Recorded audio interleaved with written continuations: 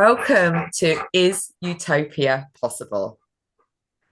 Utopia, what is it? Well, we are going to discuss that today. We've got six amazing panelists. So thank you so much for joining us.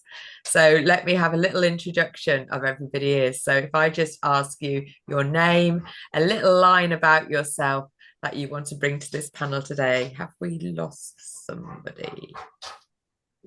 No. Can't count. No, I haven't. Sorry. So I'll start with my top left, which is Marcin. Marcin, who are you and what brings you here? Who am I? I'm Marcin Jemba. I'm a Toastmaster in Godiva Speakers. And Gina brings me here because we had a discussion on Utopia a few weeks ago. And I thought I would share my insights today about it. So, yeah. Excellent. Thank you very much. Carla, how about you? Hi, happy Sunday, everyone. Bank holiday weekend. Thank you, Gina, for inviting me to this very interesting discussion. I think Utopia is, is an interesting idea, and I'm really excited about discussing it today. Cool. Michelle, how about you? Hi, everybody. My name's Michelle. I'm a member of Godiva Speakers in Coventry, and Gina's one of my very dear friends who we support each other through our challenges and our Toastmaster journey. So I'm here to support Gina to finish her level 5, and I'm VPE for Godiva Speakers. So we want her to get her level 5. Of course, I'm going to support her to achieve that. So thank you for having me here, Gina. Thank you. And Harith, how about you? Hello, everyone. My name is Harith, and I'm a member of Warwick Speakers and Leaders. I met Gina through first of all through the contests, the Toastmaster contests, and since then we've become friends, exchanging messages and ideas. And I've also visited Godiva, I think, a couple of times, and I think met Gina. I saw Gina there at least once. And yeah, I mean, I'm really happy to be involved in this. It sounds like a really interesting idea, Utopia. It's something that's relatable to everyone, and I'm happy to be involved and contribute to Gina's good cause and level 5 as well. Cool. Thank you very much. Denise. Hello, everybody. I'm Denise. Like a lot of people have echoed, I am here to support Gina. Gina is one of the most lovely people I've met. And if Gina calls me and asks for help, if I'm free, I will be there to help her. It's an interesting topic, and it'll be interesting to hear everyone's opinions on this. Definitely. So thank you. So, May, how about yourself? Hello, everyone. I'm Mei Xin. So thanks, Gina, for having me here. I'm club president of Godiva Speakers in Coventry. And like everyone, I'm here to support Gina to finish her level 5, and I'm looking forward to the discussion of the Utopia. Well, thank you very much, wonderful panelists. So Harith has already requested to go first on the first little round. So the first little round is I'll set a timer, and you'll see a timer up in my corner somewhere. And for 3 minutes, you don't have to use the 3 minutes. It's not a contest. You're not going to get disqualified if you don't reach a certain point. Just ring the bell. Yeah. Red light. We'll clap you off. Yeah, exactly. There'll be a little sound when it comes to the end. So the first thing is just to bring your ideas of what Utopia is.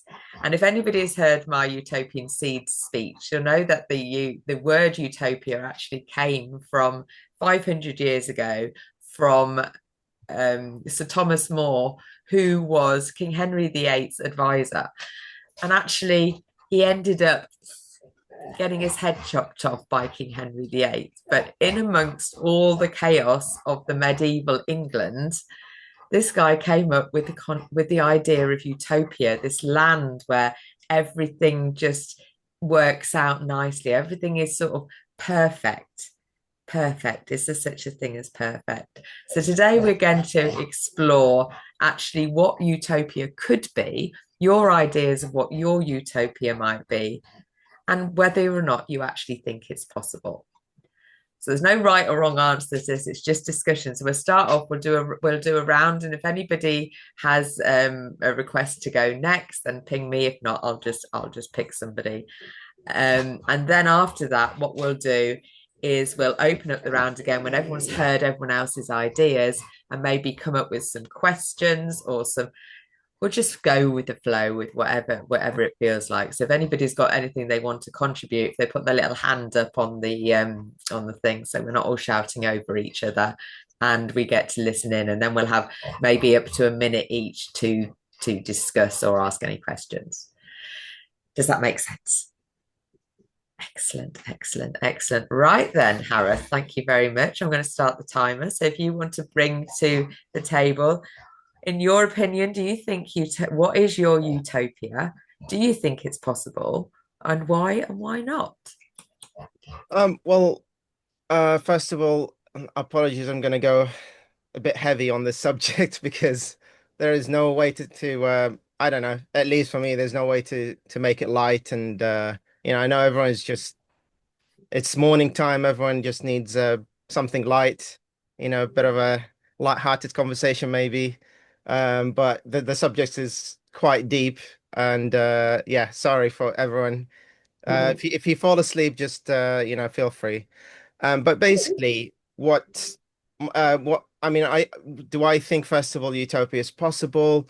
It is possible, but it requires a level of education and a collective agreement from everyone, at least the majority of people around the world, because the root causes that at the moment, in my view, are making us head towards a dystopian future. That's quite evident from reports, surveys, data, and it requires a change in human behavior, each one of us, if we want to change the trajectory of where we're heading right now. So what are the root causes? Well, I put those down to 9 points. That the 9 points, which are the root causes for a dystopian future, which I believe is where we're heading. So the first point is the exploding and acceleration of wealth inequality.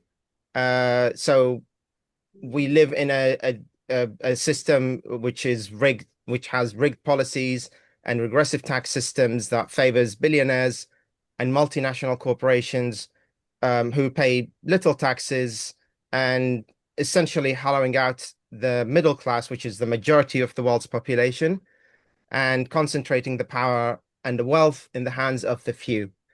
The second point is the dominance of undemocratic companies and workplace inequality. So most people at the moment work for what's called undemocratic companies, spend their working lives where they have no voice in decision making, no stake in ownership, and no say over who leads them. This top-down profit maximizing structure benefits distant shareholders and CEOs while disempowering the very people who create the value. But it doesn't have to be that way. The third point is the ultra-rich build private cities and lavish Playboy mega structures. Well, that's Oh, wow. That's amazing. There's a future. There's actually music that's backing. There's actually music. And can you actually see the timer on my thing? Yes, you can see the timer. So thank you very much, Harris. For obviously you've got a few more points to bring up, but we'll stop that one there. It sort of gives us an idea and gives us some food for thought. So thank you very much. So anybody else want to jump in next, or shall I look at Carla? Oh, thanks, Gina, and thank you, Harith. I absolutely loved what Harith was saying, and I'm really keen to hear the rest of your points, actually, Harith. I just, it really spoke to me what you were saying, because I was thinking about identical lines, trains of thought. Once upon a time growing up, I did believe that utopia is accessible, is doable, is achievable.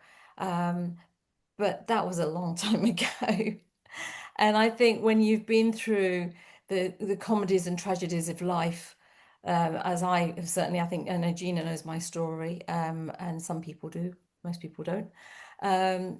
When you've been through those kind of adversities, you kind of wake up every day and think, wow, it's a miracle. I've woken up to see another sunrise. And I'm very grateful for that. Utopia, I think for me now, it exists in a very different, it can exist for the few, not for the many, but for the few. And only internally within us, in our minds, in our hearts, and in our guts. But that takes discipline, and it takes a mindset mastery, and it takes understanding. It's a form of self-actualization, which most people, let's face it, we die trying if we even try. So it's some people feel they're having an existential life crisis or whatever, you're trying to find that place. But life's an interesting journey, and I think the contrast of the global world that is turning into an interesting, challenging place. It's volatile, it's uncertain, it's challenging, and every day, you just don't know what you're going to wake up to. I mean, we're quite lucky in the Western world here that at least we haven't got bombs going off. But yeah, it's quite. It can be quite scary. You have to be careful, filter out what you're even listening to, what's real news, what's fake news. But the biggest thing I'm going to say is utopia is through our connections. If we look after our connections and understand what we want those connections to be? I think as human beings, global utopia, I don't think can ever exist because we are unique. That's what makes us human. More on that later. Thank you. Thank you very much. Thank you very much. That's definitely given us some further food for thought. So global utopia, not possible.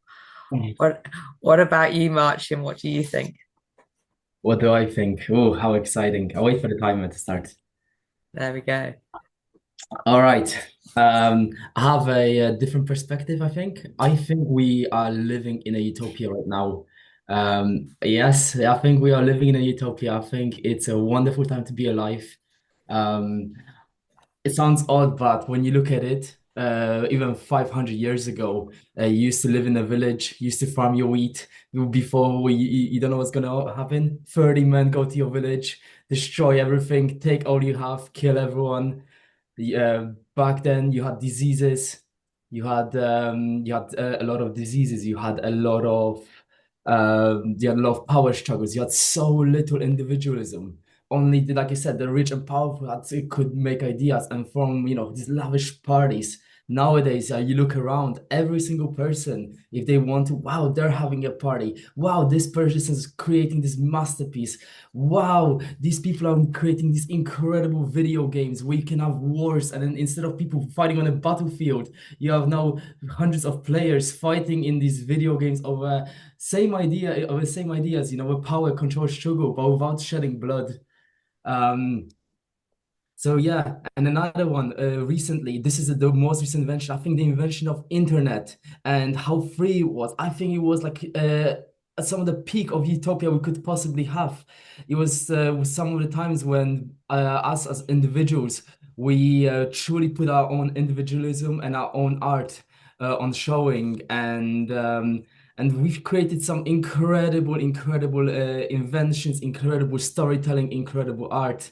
And I don't think there's a better time to be alive as a human being than today. And I know this world is a scary place, but I think so many people over so many years have spent so many times trying to better this world. I genuinely think, even though all of the inequality, even all the struggle, I think that's just part of who we are. And I think there's nothing to get rid of it. So I think we should just take things one thing at a time. And I genuinely think right now we are living in a utopia. Yeah, I'm gonna stop here.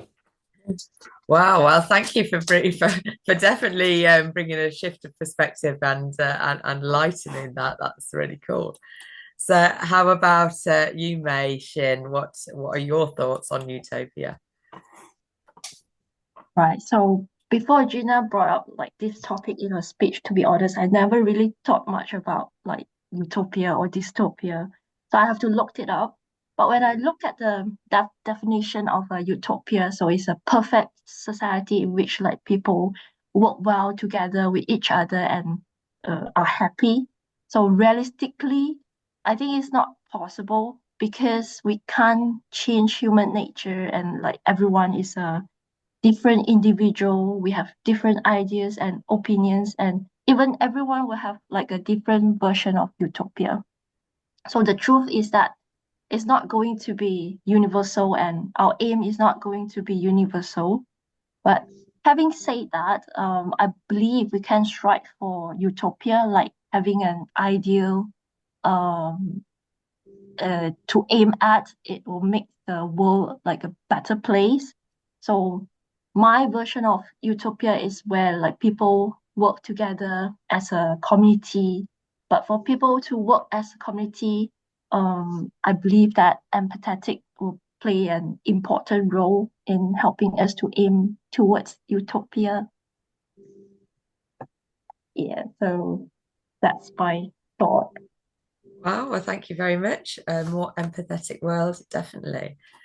So, Michelle, would you like to add to this discussion? What are your thoughts?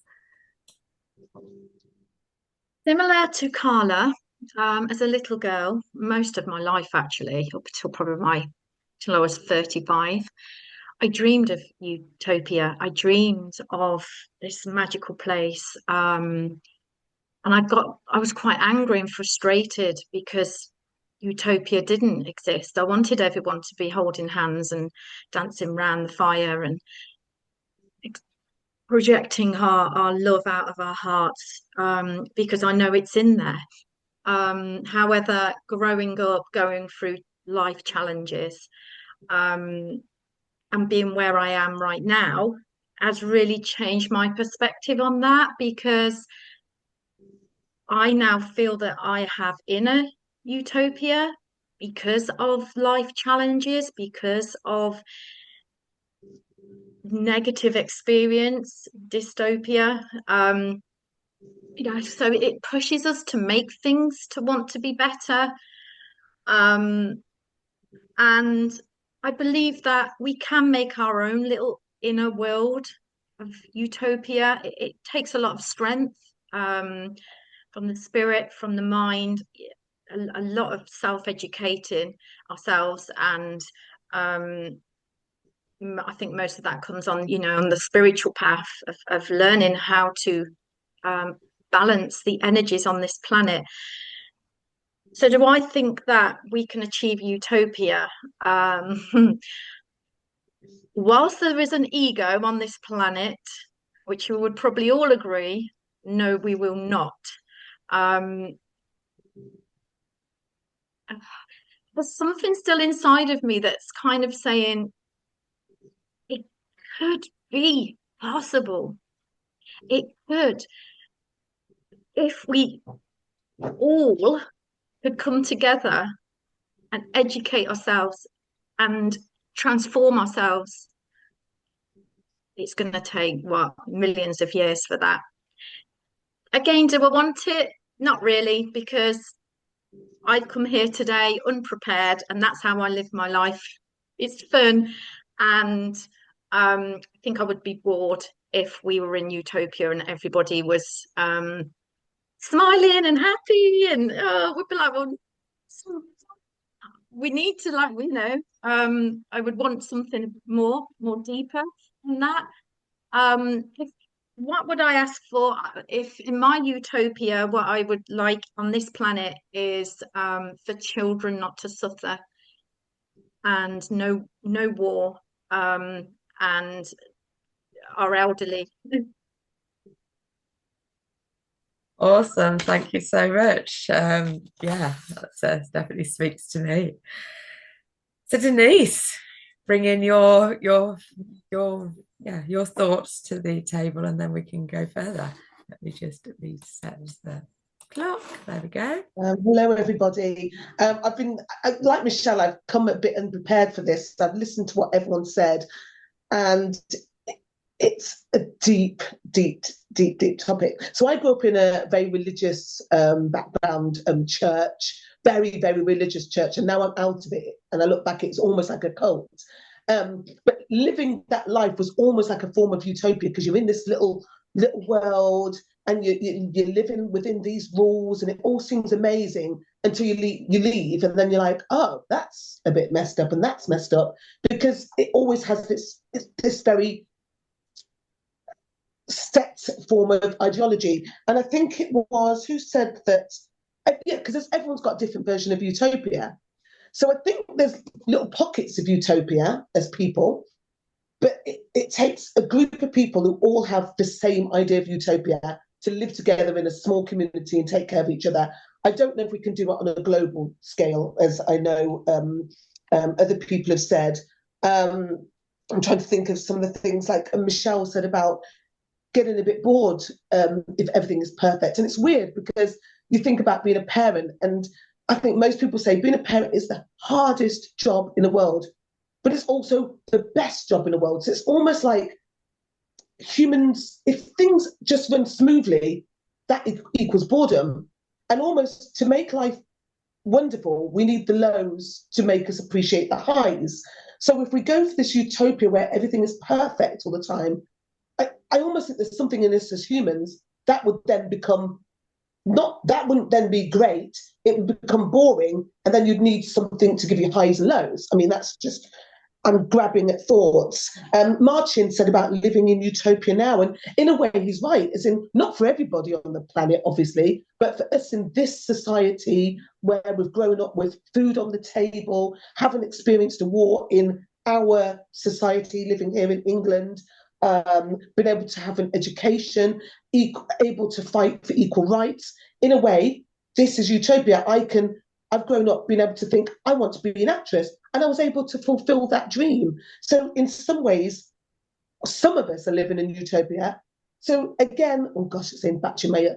Again, it's almost like there can be utopia for some people, but I think of myself as a hopeless optimist. But when it comes to utopia on a global scale, I really don't think it's possible because of the different views of utopia. Again, time is running out, but there have been different versions tried out in the world, and they've always failed so far because of the different opinions of what utopia should be.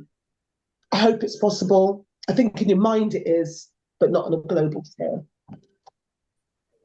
Awesome. Oh my God, that was that was amazing. Thank you so much for all bringing some brightnesses and some darknesses. And I think what you said there, Denise, actually is having the highs and lows, but that idea that if everything was light, we wouldn't actually know what light was, because we only see light because it's dark. So it's a contrast, isn't it? We're bringing the contrast to it. So let's develop that a bit more. So would anybody else like another minute to Carla, thank you. Yeah, I think my mind, what I was going to say, mindful of the time earlier, life is a polarity, and we're never going to get away from that. That's why yin and yang exists. That's why day and night exists. That's why change and transformation exists. A utopia would be dull if we idealize it in the way it has been described, or understood or misunderstood, more likely. Because I think utopia is about happiness. Is there such a thing as happiness? It's having moments of joy, moments of laughter, moments of love, those magical moments. It's a bit like when we were in the pandemic and the nation, stopped for 5 minutes every day, stood outside their front doors, banging their pans and clapping and celebrating the NHS.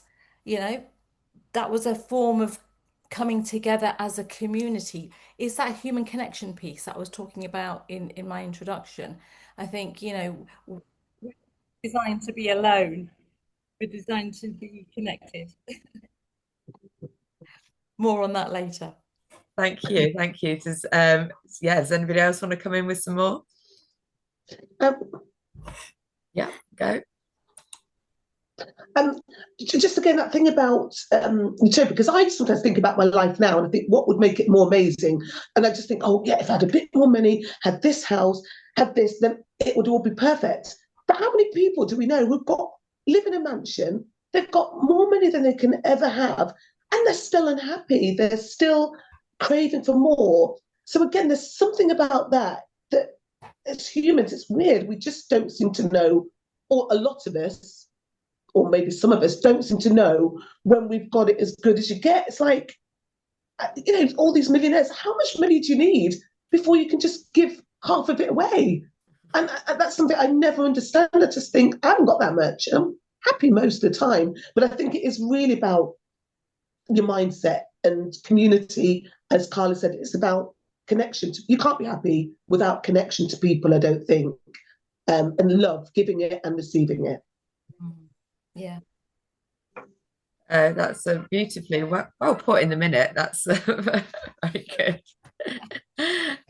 And we see a lot of nodding heads. What about you, Hareth? Because you came in with some quite dystopian views. So has anyone said changed that, or I mean, it's really interesting to hear everyone's point of view, and that's what this is about. I like to always hear everyone's perspective, points of view, and like some people pointed out, everyone has a different view of what Utopia is about.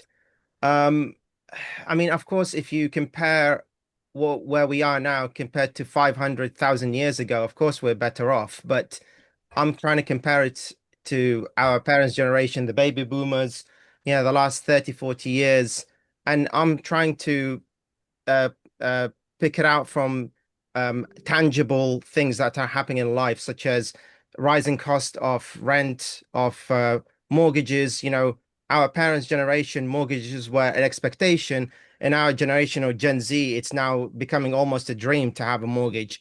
It's just the rising cost of so many things, living cost, the way that society is shaped now because of the negative impact of social media. That's another thing, 20 years ago before social media. Anyway.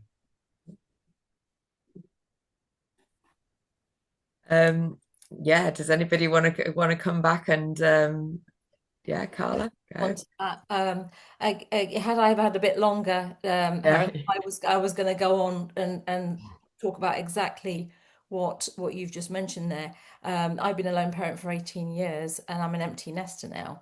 My youngest is 21 and they've all grown and flown, but we've had a very challenging journey, and their ideas of utopia, dystopia is really quite interesting. Very similar to yours, Harith. The comparisons, the generational comparisons of what we had access to and what they have access to now.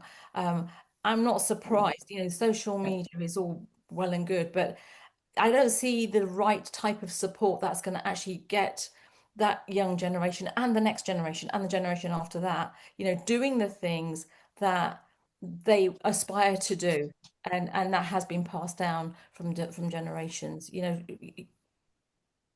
More on that later. But yeah, well done, Harry.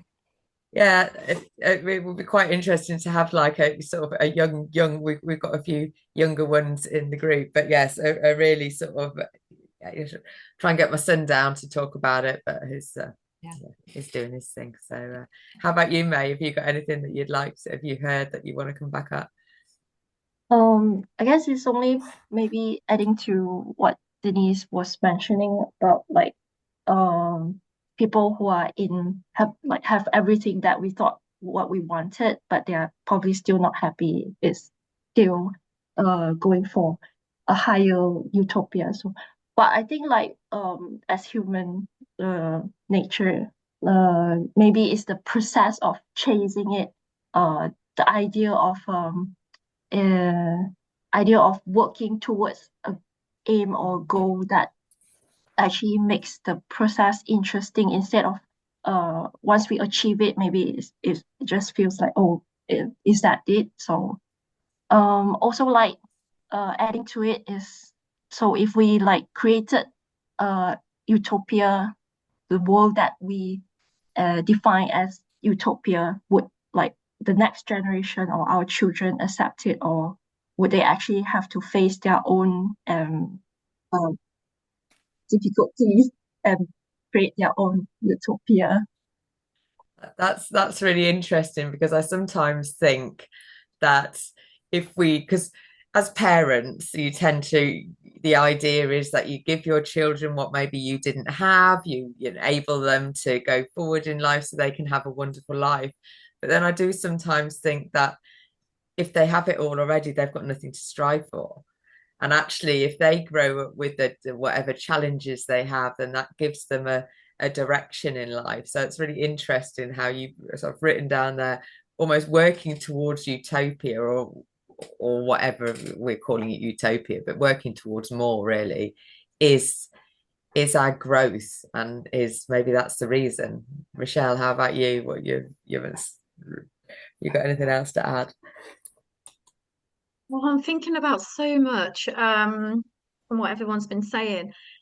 I've just put down fear, because we're controlled by the media and other bodies that know exactly what they're doing to create dystopia, and make us believe that utopia is not possible. So I've put down that, and the other one as well, Harith, going talking about mortgages and aspiring to get a mortgage and things like that. What if we decide let's not live in a house, let's go and buy a tent, let's go and live in the forest, let's create our own little place where we look after each other. So there's that. Do we need to strive to get a mortgage? Again, it's that perspective, isn't it? And again, gratitude. My utopia is jumping in bed. I've got my pillow and my quill, and I'm like, oh, that's how you do. Yeah. Yes. Yeah. Absolutely. You're thinking if we can. Oh, it does. Yeah, it just makes you feel Well, you are in your own little utopia. you did. You came in with the idea of fear and being controlled by the media, but actually the antidote to that is gratitude, isn't it? It's just realizing that actually where we're at right now, as Marcin said beautifully at the beginning. So Marcin, if you got anything else to add now. Ooh, I'm gonna wait a little bit because I'm still feeling a few things in my mind. Okay. Yeah, I will talk a little bit later. Okay. Anybody else want to? Oh, we got Carla again. Go for it. All right. Yeah, I love that, Michelle, that you touched upon gratitude, because again, we keep running out of time, but that was where I was going to lead to. I think having that attitude of gratitude, it costs nothing, but it does so much for us internally and externally. And kindness doesn't cost anything, but a small random act of kindness every single day, make it your, daily task, one random act of kindness. And kindness is not transactional. You do it not to expect anything in return. And those kind of things give us pockets of moments of utopia, moments of joy, moments of love and connection. And I love the fact that, Michelle, you said, not everybody wants a mortgage. What if you wanted to go and live on a mountain or become a Shaolin monk or something? And I think, what do we want? Do we want to live in a house as a hermit, or do we actually want community? Different things are important to different people, and I think we will have a global utopia as a result. Yeah, absolutely. It's anybody else want to respond to that or add? Oh, what's going on?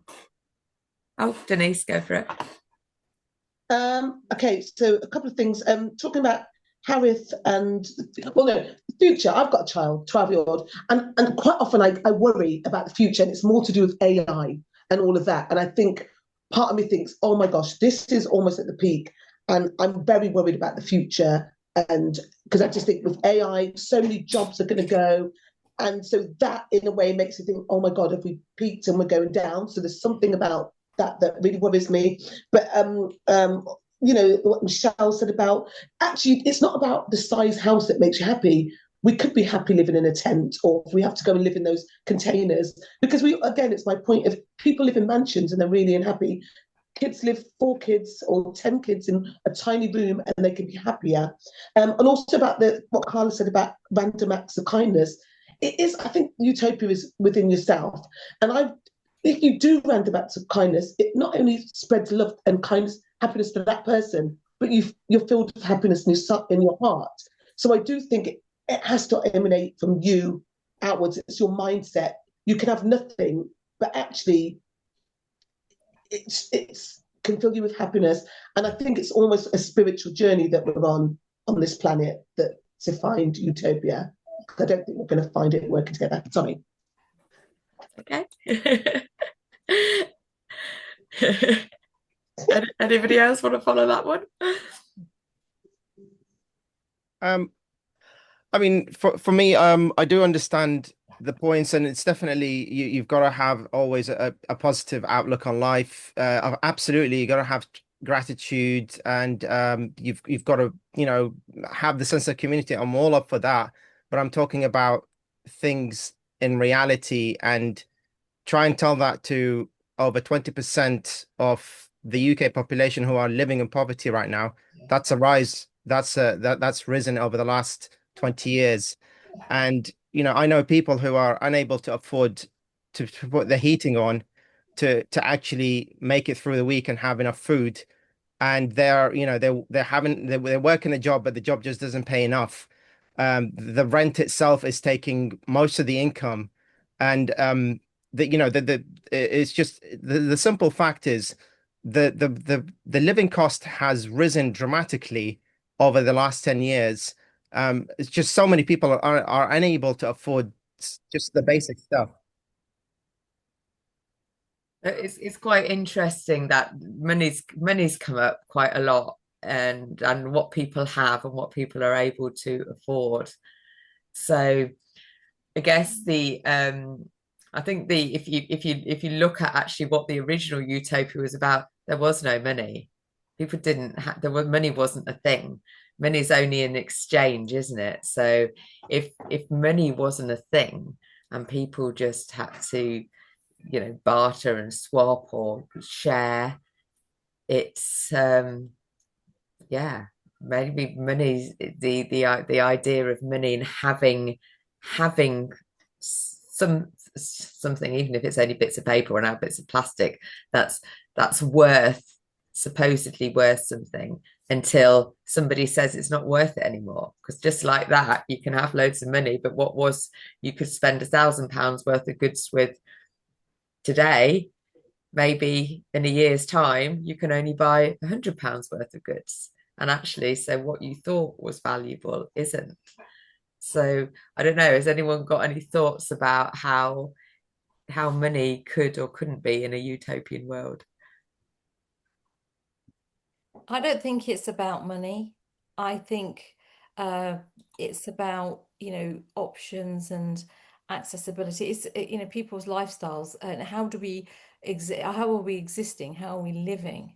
And it is different. I do totally understand some of the challenges that you've mentioned as well, Harith. I too have been ups and downs. I think, of knowing what that's like. And I speak to a lot of, the younger generation. I do talks to young apprentices as well. And, I guess it's what is society teaching them as well. I think having AI and social media and all these bits and pieces, live faster, like maybe not die so young, but definitely live faster. But that's just overwhelming everybody. It's just the suffocation and the overwhelm that people are experiencing at a younger and younger. That's leading. Yeah, I get that as well. Yeah, absolutely. Michelle, you had something you want to add there as well? Yeah. So what came up for me was death, and our health when we were talking about money. So what I've seen is when people are, they've been given like a terminal illness, they come to end of life, elderly, all the kind of regrets, the time they've wasted. Utopia could be just making your life beautiful for yourself. So because when I come to my deathbed, I want to feel that I'm in utopia. This is what I say to my children. Don't worry about me, because I'm living my best life as much as I'm conscious and make those decisions. And when death comes before you, that's when money doesn't matter, mortgages, houses. Yeah. So make it your utopia. Beautiful, beautiful. So we're sort of coming to the end of our discussion. So Martin, have you got anything that you want to add in? All right. I'm just having a few thoughts. So I think it's quite amazing. So Harif, you keep talking about, wow, I want to have a mortgage, I want to have a house, I want to set up a family, but now I want to have a lot of the securities, a lot of security for the future, I think what it is. But I think we have other perspectives here. For example, like Kayla is a single mother of like two children. I think growing up in that type of environment it's such a hard thing and enduring thing to do, and you don't even have to even think about things like mortgage, like owning a house at that point. You're just like, okay, what can I do for the best of my children? And I think that is in a way part of utopia, you know. I think just like it's not all about, oh, everything needs to be perfect, everything needs to go right. It's sometimes like just go for it. You take a chance, like, okay, it's gonna be a hardship, but there's beauty in hardship, I think, you know. And yeah, I'm gonna leave it on that. I'm gonna leave it on that. That's a nice line, Martin. There's beauty in hardship, and I think we've all mentioned that actually, you know, the polarity or the duality, I can't remember which one it actually is, but the light and the dark, the good and the bad, you can't have one without the other. And also it is a bit of a cliche, but it is the journey. So who we are becoming as we strive for more. And I don't know, I think as human personalities, we're all designed to strive for a bit more, some of us more than others. And what we're striving towards is different, because everybody, that came up earlier on as well. Martin, you talked about individualism and what can come out of that. And it's just been a fascinating discussion. So thank you all for participating so fully. We'll just have we've got, maybe, I don't know, has anyone got anything that they just want to end with, or something that they just want to bring into a... I can say something. This is in my next book, and I'm good plug there. Go for it. So good times create weak people. Weak people create bad times. Bad times create strong people, and strong people create great times. So I think it's good, better, best, better days are coming. Lovely. Has anyone got anything that they want to add to that one, or is that a good note to leave it on? Could you just repeat that, Carla? Yeah, sure. Bear with me. I can't remember which chapter this is going to be my next book, but yeah, I'm just working on this chapter at the moment. Good times create weak people. Weak people create bad times. Bad times create strong people. And strong people create great times. Good, better, best. Better days are coming. So yeah, why do you think that weak people create bad times? Oh, we haven't got time to discuss it. Oh, that's the only thing I was like, I don't agree with that. But yeah, that was that would have been interesting to hear. Marcia, was you going to say something? Sorry. I know. I like the idea of like weak people create bad times. I also kind of disagree with it. I think weak people some of the times are the people which have pulled us so much through history. You know, it is the fact that a lot of these people, I think a lot of people become champions. They went through a lot of hardships in life. You know, a lot of people which say you are lazy. I like lazy people. Lazy people are the best people in some ways, okay? Because they're like, I don't want to do this work. What is the easiest solution I can go for to solve this problem without having to do work? You know, if everyone was so strong, you know, I think we become like nations, like the Eastern European nations, like Georgia, like Russia, where it's like, oh, fighting, it's all about fighting and bravery. But I think we lose so much of that, you know, so much beauty. And like, I think in my opening speech, I mentioned individualism and art. And in some ways, I think individualism and art comes from weak people. And I think your society, like it's like your society should be judged not by like wealth or currency. I think it should be decided by like the art and the amount of individualism it's able to produce within your culture. And I think, yeah, it's like this is what I kind of believe, if that makes sense. Oh my goodness, it just brings up more and more to discuss, isn't it? And actually what is weak, and you know, that's almost like a judgment in itself. What class one person might think it's weak and another person isn't. So there is so much to unpack. There is But a lot. it's It's a big topic. It is a big topic, which is one is taking at least one chapter to describe it. But it's a bit like a tea bag, you know, you don't know what it's capable of until you put it in hot water. yeah, Yeah, it's a bit like an egg. You don't know what that's going to turn out like until you put it in hot water. So we get our most creative, you know, when there's a gun being held to your head, you're going to get creative. yeah. What that that's what Absolutely. interpreting. Yeah, it's like, okay, right, let's get, you know. So that I think bad times or challenging times actually, it, you know, we It brings out it, the depth and the strength of the person, yeah, doesn't it? it And that invites us to get creative. yeah, I think so. And that's why I talk about illness being a gift, because you know nobody wants to have an illness. It's pretty rubbish.